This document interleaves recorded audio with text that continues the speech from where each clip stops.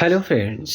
आज हम qualification pack retail team leader और डिपार्टमेंटल मैनेजर लेवल 4 और 5 रिटेल ऑपरेशंस के अंदर knows to communicate effectively with stakeholders में एलिमेंट 2 करने जा रहे हैं।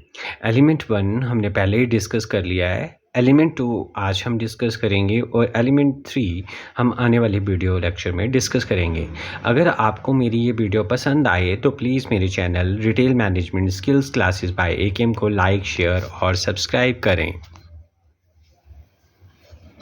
तो देखते हैं कि इस नॉस में कौन कौन से एलिमेंट्स हैं। सबसे पहला एलिमेंट है जो आज हम एलिमेंट 2 करने जा रहे हैं, that is communicate effectively with the stakeholders and customer.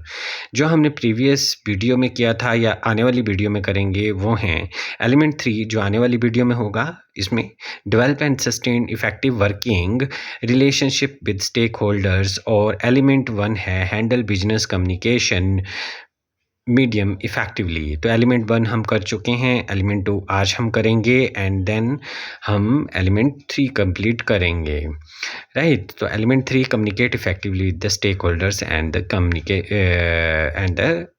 Customer. So PC इसमें पीसी 9 है। पीसी 8 जो हमने एलिमेंट 1 में किए थे, accurately interpret and act upon instruction that you receive. PC 10 make sure you get clarification when you need to consult with and help your team members to maximize efficiency in carrying out tasks. PC 12 give instructions to other clearly at a pace and in a manner that help them to understand. PC 13 listen actively and identify the most important thing that consumers are saying. PC 14 identify the most important thing that customers are telling you. PC 15 is summarize the information for the customer.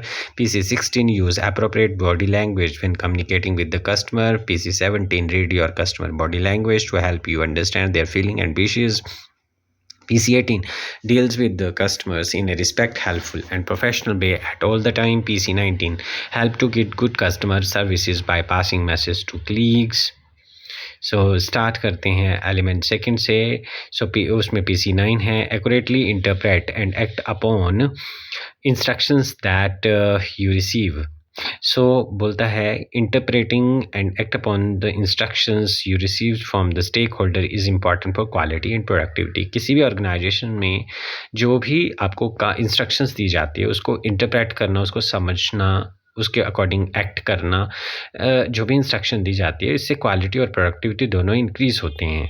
सो ये तभी possible है जब आप ध्यानपूर्वक सुनेंगे instructions को, repeat instructions जहाँ पे जो हैं इंस्ट्रक्शंस दी जाती हैं उसको जहाँ ज़रूरत पड़े उसको रेपिटेशन में चाहिए। देन आस्क क्वेश्चन, अगर कोई क्वेरी या क्वेश्चन माइंड में आता है बेटर अंडरस्टैंडिंग के लिए तो क्वेश्चंस पूछेंगे।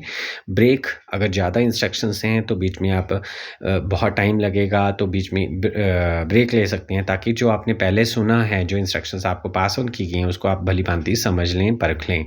दूसरा बोलता है डिफ़ाइन द टास्क और इंस्ट्रक्शंस। जो भी इंस्ट्रक्शंस और टास्क हैं उसको प्रॉपर वे से डिफ़ाइन करें। अगर कोई चीज़ उसमें कोई ऐसा पॉइंट है जो नहीं समझ आ रहा है उसको प्रॉपर वे से परिभाषित करें। सेकंड बोलता है break the task into smaller step. जो भी टास्क है उसको छोटे छोटे हिस्सों में बांट लें सो दैट कि उसको समझना और भी आसान हो जाए, ठीक है। देन इसके बाद जो है management of time. Time management बहुत ज़रूरी है कि हमें यहाँ पे क्या देखना होता है कि प्रायोरिटी ऑफ द टास्क देखनी है, प्रायोरिटीज़ देखनी कि कौन सा काम ज़्यादा ज़रूरी है, कौन सा उससे कम है, तो प्रायोरिटीज़ सेट करनी होती है। तो उसके लिए टाइम मैनेजमेंट होना, कितने टाइम में, कितने टाइमलाइन में ये कंप्लीट हो जाएंगे टास्क, ये देखना बहुत ज़रूरी होता है। Now PC 10 make sure you get clarification when you need to, है ना, कि जब भी आपको किसी चीज़ को लेकर, इंस्ट्रक्शंस को लेकर क्लैरिफिकेशन चाहिए है ना, तो वो आपको मिले। तो उसके लिए क्या है, बोलता है क्लैरिफिकेशन जो है इफ़ेक्टिव कम्युनिकेशन तभी हो सकती है जब क्लैरिफिकेशन होगी। इससे क्या होता है, जो भी अनसर्टेनिटी बनी होती है, जो भी डाउट्स होती हैं वो क्लियर हो जाते हैं, जो भी कहा जाता है इंस्ट्रक्शंस में। अब क्लैरिफिकेशन जो है वो क्या हेल्प करती है, इससे क्या फ़ायदे होते हैं। एक तो मिसअंडरस्टैंडिंग अवॉइड होती है, दूसरा मिसअंडरस्टैंडिंग, मिस इंटरप्रिटेशन ये नहीं होती। जब अच्छे से समझ आ जाएगा, क्लैरिफिकेशन फ्रस्ट्रेशन हो जाएगी, कोई भी चीज़ अंडरस्टैंड नहीं हुई है, इंटरप्रेट नहीं हुई है प्रॉपर वे से, तो उससे क्या होगा कि काम जो है बढ़िया तरीके से होगा, उससे प्रोडक्टिविटी आएगी। और इससे क्या है, स्पीकर को भी लगेगा कि उसका बातों को इंटरेस्ट से सुना जा रहा है, और वो उसको इनकरेजमेंट भी मिलती है कि वो उन इंस्ट्रक्शंस को प्रॉपरली क्लैरिफाई करे, इलैबोरेट करके। PC11 में consult with the help of your team member to maximize the efficiency in carrying out the task. So बोलता है अगर आपको टास्क को क्या करना है, बढ़िया तरीके से करना है, एफिशिएंटली करना है, तो बहुत ज़रूरी है कि आप टीम मेंबर के साथ मिलजुल के कंसल्ट करें और फिर टास्क को करें। सो बोलता है इफेक्टिव कम्युनिकेशन एक टीम में होना बहुत ज़रूरी है। इससे क्या है कि प्रॉपर बेसिक जो है फेयर वर्कलोड होगा, देन यूनिटी इंप्रूव होगी और फोकस भी इंप्रूव होगा, तो ऑटोमेटिकली एफिशिएंसी भी मैक्सिमाइज होगी। अब बोलता है कम्युनिकेशन विद टीम कैसे कर सकते हैं, हम कम्युनिकेट करेंगे। बोलता है जो भी कम्युनिकेट करते हैं आप टीम को, वो क्लियर और कंसाइज हो। जो भी आपने बोलना है वो बिल्कुल क्लियरली उनको पता चले, अंडरस्टैंडिंग हो, कंसाइज हो, वो टू द पॉइंट बात करनी है, बिल्कुल जो रेलेवेंट है मैटर से। देन लिसन एक्टिवली पार्टिसिपेट करना लिसनिंग एक्टिविटी में ना। एक अच्छा स्पीकर होने से पहले एक अच्छा लिसनर होना बहुत ज़रूरी है, लिसनिंग स्किल होना बहुत ज़रूरी है। आर्टिकुलेट आप अपनी बात को अपनी वॉइस क्वालिटी के अकॉर्डिंग उसको सामने प्रेजेंट कर पाएँ और सही क्लियरली प्रेजेंट कर पाएँ, इसी को बोलते हैं हम भी आर्टिकुलेट होना बहुत ज़रूरी है। देन हम क्रिएट ए रिसेप्टिव इन्वायरमेंट, ऐसा इन्वायरमेंट क्रिएट करें कि बोर्डम फील ना हो जब हम इंस्ट्रक्शंस दे रहे हों। देन रिजॉल्व कन्फ्लिक्ट क्विकली, कोई भी कन्फ्लिक्ट पैदा हो जाता है, आपसी मतभेद पैदा हो जाते हैं, तो उसको टाइमली रिजॉल्व करें। देन एनकरेज एंगेजमेंट, जो भी आपके इंस्ट्रक्शंस को लेने वाले हैं वो आपकी इंस्ट्रक्शंस ऐसी होनी चाहिए, कम्युनिकेशन ऐसी होनी चाहिए कि उनको एनकरेजमेंट मिले और वो एंगेज हों उसमें। सो प्रोवाइड कंसिस्टेंट फीडबैक, आप जो हैं फीडबैक प्रोवाइड करने वाले हो, फीडबैक से हमें वीकनेसेस और अपनी स्ट्रेंथ का पता चल जाता है, तो ये बहुत ज़रूरी है जब भी इंस्ट्रक्शंस या कम्युनिकेशन पास ऑन होती है। एम्पावर टीम मेंबर्स, जो भी टीम मेंबर्स उनको हमेशा मोटिवेट करें बाय रिवॉर्डिंग और बाय अप्रिशिएटिंग, ठीक है। देन एनकरेज प्रॉब्लम सॉल्विंग, जो भी प्रॉब्लम्स अगर रेज होती है तो प्रॉब्लम सॉल्विंग एटीट्यूड से ही सॉल्व हो सकते हैं, तो टीम मेंबर्स का होना बहुत ही ज़रूरी है इसमें। Now PC12 give instructions to other clearly and at a pace and in a manner that helps them to understand. बोलता है जो भी आप इंस्ट्रक्शंस दे रहे हैं वो क्लियर होने चाहिए और इतनी पेस में होनी चाहिए कि सभी को ध्यान से प्रॉपर वे से समझ आ जाए। सो जो टिप्स हैं इसके लिए कि ताकि इफेक्टिवली जो इंस्ट्रक्शंस पास ऑन की जा रही हैं वो अंडरस्टैंड हो जाएं, तो बोलता है क्लियर और कंसाइज होना बहुत ज़रूरी है, स्पेसिफिक होना बहुत ज़रूरी है, और ऑर्गेनाइज्ड, पहले कौन सी इंस्ट्रक्शन पास ऑन करनी है, कम्युनिकेट करनी है, फिर कौन सी कम्युनिकेट करनी है, ये जो है ऑर्गेनाइज्ड वे में चलती हैं। धैर्य होना बहुत ज़रूरी है ना। बी अवेलेबल टू आंसर, कोई भी क्वेरीज या क्वेश्चन माइंड में आता है तो उसके लिए आंसरेबल आप ही हैं, तो वो अवेलेबल होना चाहिए। PC13 है हमारे पास, listen actively and identify the most important things that customers are saying, जो कस्टमर बोल रहा है उसको ध्यान से सुनना और उसमें से मोस्ट इंपॉर्टेंट थिंग्स को निकालना। तो बोलता है कस्टमर अपने आप को वैल्यूएबल फील करता है जब हम उसको ध्यानपूर्वक सुनते हैं, है ना, किसी भी कस्टमर के कंसर्न को। सो फॉर दिस हमें क्या करना चाहिए हमेशा, है ना, आस्क फॉर फीडबैक, कस्टमर से फीडबैक लो, फीडबैक से हमें अपनी वीकनेसेस का वगैरह का पता चल जाएगा। आपने देखा होगा जैसे हमने वीडियो कॉल करते हैं तो रेटिंग करवाई जाती है, तो वो फीडबैक ही है, या आप कहीं जाते हो तो आपसे फीडबैक जैसे जियो जो है हर महीने में आपको लिंक भेजता है फीडबैक देने के लिए, ताकि वो अपनी सर्विसेज को और ज़्यादा बढ़िया इम्प्रूव कर सकें। और वो कौन सा चैनल है, कम्युनिकेशन के मीडिया से ही ये पॉसिबल हो पा रहा है।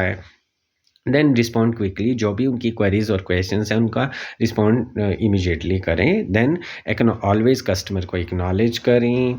देन ट्रांसपेरेंट रहें, कोई भी ऐसे हिडन बात ना हो जब भी आप कस्टमर सर्विस प्रोवाइड कर रहे हैं जो उसको ना बाद में पता चले और बिजनेस में का। अगर पैराफ्रेज करें, अगर बहुत लंबी चौड़ी कंसर्न है तो दोबारा से अपने वर्ड्स में उसको समराइज़ करें, अगर ज़रूरत पड़ती है तो नोट मेकिंग करें, सो दैट कि आप कस्टमर को वैल्यूएबल फील कराएं और आप कस्टमर जो बोल रहा है उसमें से इंपॉर्टेंट थिंग्स को एक्सट्रैक्ट कर सकें ध्यानपूर्वक सुनकर। नाउ PC14 में identify the most important things that customer are telling you. So identify करो कि कस्टमर जो बातें बोल रहा है उसमें से मोस्ट इंपॉर्टेंट थिंग्स कौन सी हैं। तो बोलता कम्युनिकेशन ही जो हो रही है वही इंपॉर्टेंट है ना। तो इसी से अच्छा एक बिल्डिंग जो रिलेशनशिप है अच्छा बनेगा, है ना। सो आप फीडबैक के लिए जैसे मैंने बताया, then actively listen actively to the customer concern, है ना। ये हो सकता है आस्क फॉर रेटिंग, जैसे पर्टिकुलर एरिया में उससे रेटिंग करवाओ कि आप कितने रेटिंग करते हो, जैसे रेटिंग की जाती है वीडियो कॉल की, तो उससे आइडिया हो जाता है हमें, है ना। देन सिंपल सिंपल रैंकिंग या कांस्टेंट सम एलोकेटिंग, है ना। सिंपल रैंकिंग कर दो कि आप इस पर्टिकुलर एरिया को या पर्टिकुलर टास्क को आप कितने रैंक देना चाहोगे एक नंबर सिस्टम में जो डिसाइड किया है। जैसे 1 इज़ वेरी पुअर के लिए और 5 जो वेरी मतलब वेरी नाइस या वेरी ग्रेट, है ना। किसी भी तरह से आप रैंकिंग करवा सकते हैं। कांस्टेंट सम एलोकेटिंग का मतलब है किसी पर्टिकुलर एरिया के लिए आप एक कितने मार्क्स दोगे, है ना। सो वो होता है कांस्टेंट सम एलोकेटिंग। तो इससे क्या है, आपको कहीं ना कहीं आइडिया हो जाएगा कि कस्टमर जो बोल रहा है उसके अकॉर्डिंग हम कहाँ एडजस्ट कर रहे हैं। Now PC15 summarize information for the customer. So जो भी इंफॉर्मेशन प्रोवाइड की जा रही है कस्टमर के द्वारा वो वैल्यूएबल है किसी भी ऑर्गेनाइजेशंस के लिए। वहीं से पता लगेगा कि कस्टमर क्या चाह रहा है, वो जो कम्युनिकेट कर रहा है उसमें से पता चलेगा ना हमें। सो अगर आपको लगता है कि इंफॉर्मेशन बहुत लंबी है और जो भी कस्टमर से के द्वारा पास ऑन की जा रही है उनको अपने वर्ड्स में समराइज करो, है ना। देन कस्टमर को बताओ, है ना। इससे क्या है, कस्टमर भी वैल्यूएबल फील करेगा और कस्टमर भी इजीली अंडरस्टैंड करेगा कि नहीं एक्चुअल में उसे समझा जा रहा है।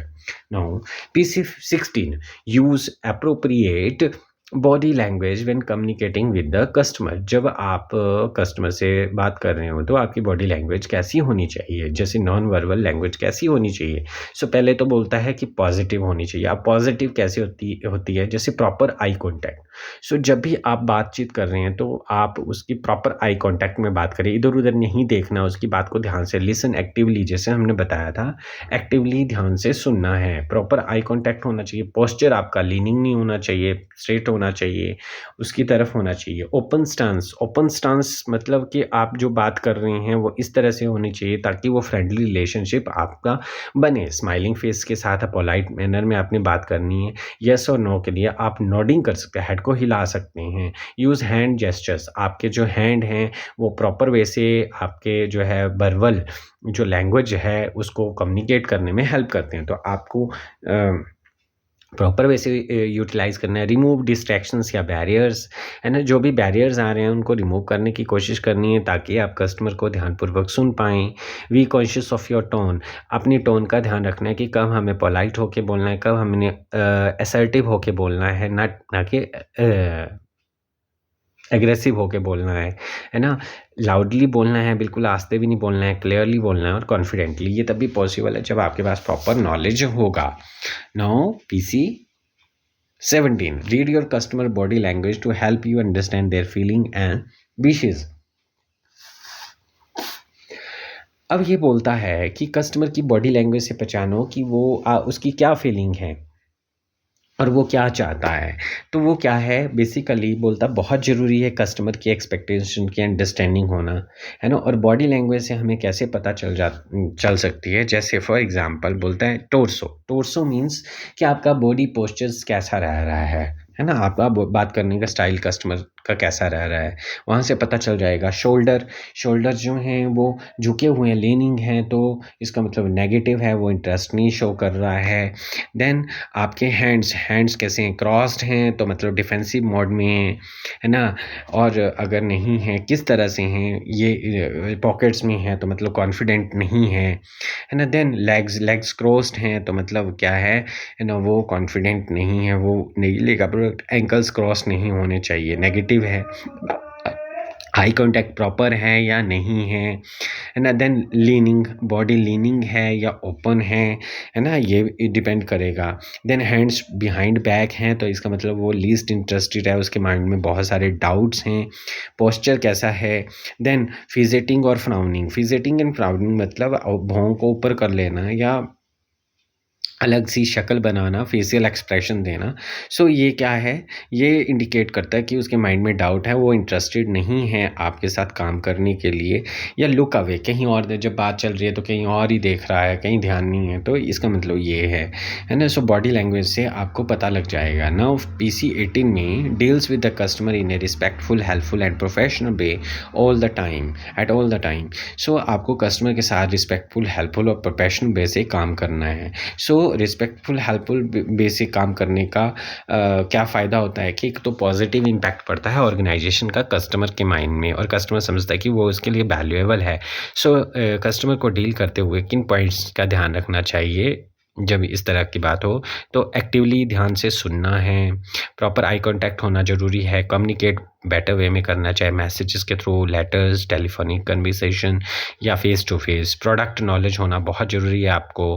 प्रोडक्ट नॉलेज के साथ साथ प्रॉब्लम सॉल्विंग स्किल होना बहुत ज़रूरी है। एडेप्टेबिलिटी, आज की डेट में क्या है कि कस्टमर अलग-अलग चैनल से प्रोडक्ट को अप्रोच करता है, तो आप में भी वो एडेप्टेबिलिटी होनी चाहिए। आपका भी ओमनी प्रेजेंस होना बहुत ज़रूरी है, हर चैनल में प्रेजेंट होना ज़रूरी है। Now time management most important, priority देनी है कि किस कस्टमर को कितनी प्रायोरिटी देनी है, किस काम को कितनी प्रायोरिटी देनी है, ये बहुत ज़रूरी है टाइम मैनेजमेंट। सो आस्क क्वेश्चन, अगर कोई भी क्वेरीज या मिसअंडरस्टैंडिंग पैदा हो रही है तो उसके लिए क्वेश्चन करके उसको सॉल्व करने की कोशिश करनी है। पॉजिटिव बॉडी लैंग्वेज होना बहुत ज़रूरी है। Then speak politely with smiling, and then always courteous, listen actively, etcetera. So courteous रहना है, use of thank you, welcome word always there in the your communication media और कम्युनिकेशन चैनल।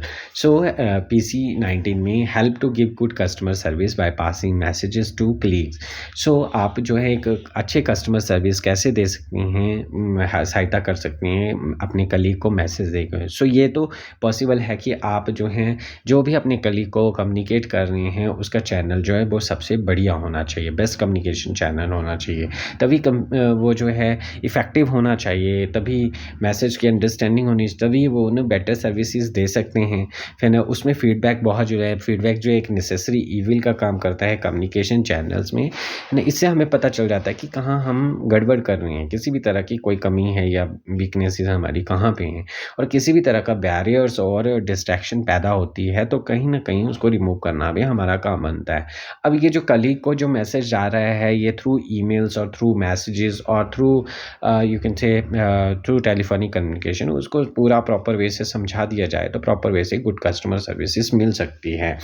अब मैं इसका एक एग्जांपल लेता हूँ, जैसे आप गाड़ी की सर्विस के लिए जाते हैं, अपने व्हीकल के सर्विस के लिए जाते हैं, तो वहाँ पे जॉब कार्ड्स होते हैं। तो जॉब कार्ड से जो जो काम पहले प्रायोरिटी में होना होता है वो होता है ना। फॉर एग्जांपल मान लो कि अलाइनमेंट होनी है व्हील की, तो वो पहले होगी, है ना। देन उसके बाद वॉशिंग होनी है, तो वहाँ पे एक जॉब कार्ड बना होता है, उस पर टास्क लिखे रहते हैं। तो वो क्या है, टीम मेंबर्स में कम्युनिकेट करने के लिए, बेटर वे में कम्युनिकेट करने के लिए कि क्या क्या चीज़ें हो चुकी हैं और क्या क्या चीज़ें इसमें होनी हैं, क्या आपके डिपार्टमेंट्स या आपके सर्विस एरिया में क्या क्या चीज़ें रहती हैं, तो इससे आइडिया हो जाता है। तो ये जो है, इससे क्या है, एक अच्छी सर्विस जो है कस्टमर को प्रोवाइड की जा सकती है। So hope you understand the video. If you like my videos तो kindly share, subscribe my YouTube channel. Thank you. ठीक है। AKM retail management skill classes by AKM।